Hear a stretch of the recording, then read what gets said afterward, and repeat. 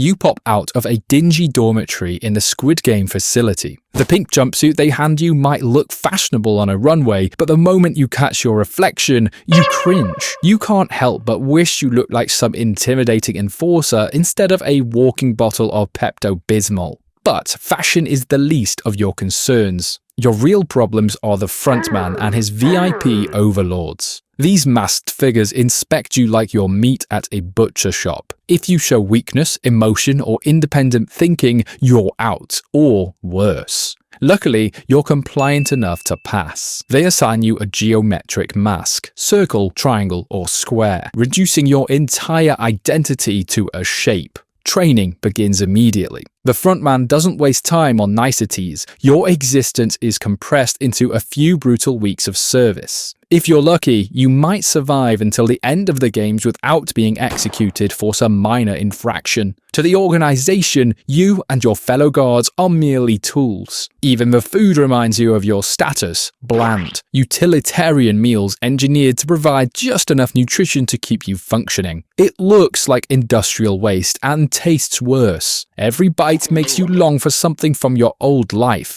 Anything would be better than this slop. The indoctrination begins immediately. The highest honor a guard can achieve is absolute loyalty to the game. They drill this into you until it becomes second nature. By the time training ends, you're given a loaded gun and ordered to execute anyone who breaks the rules. The frontman's twisted justice ensures weak guards don't get second chances. Before sending you to police the games, they slap a mask on your face that's too tight and restricts your breathing. No wonder guards sometimes miss their shots. You can barely see or breathe in this thing. The facility's atmosphere is soul-crushing, endless fluorescent lighting casting a harsh, clinical glare that makes everything look like a morgue. It never changes, never stops, slowly draining your humanity day after day. Your first execution happens during the honeycomb game. Nothing prepares you for it. Training was one thing, but actually killing someone? That's a different monster entirely. Your gunshot echoes through the air, and a life ends at your hand. As the games progress, you start feeling used. The organization depends on you for their entertainment, then will dispose of you when it's over. The frontman remains cold and distant. He fights behind you, never alongside you. You're just another pink uniform with a geometric face to him. No name, no identity, no value beyond your function.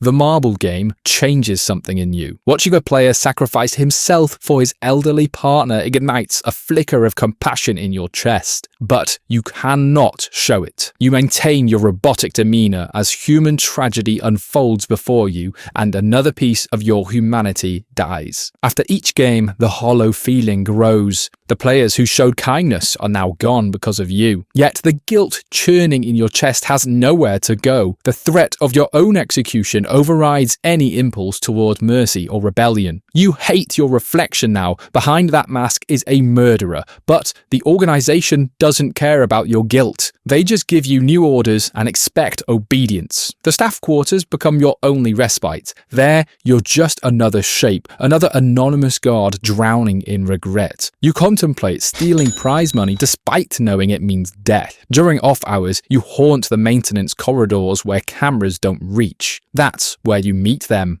Another guard with kind eyes who don't flinch at your sorry state. They must be crazy to approach you, but this person is planning an escape. They feed you hope of a normal life and speak to you like you're a human. Their name is Player 29, a former guard who infiltrated the current games. For the first time since arriving, someone makes you feel like more than a geometric shape. To them, you're not just another enforcer, you're a person. You feel something besides fear and guilt. You want to be better, not for the organization, but for yourself. It's hope.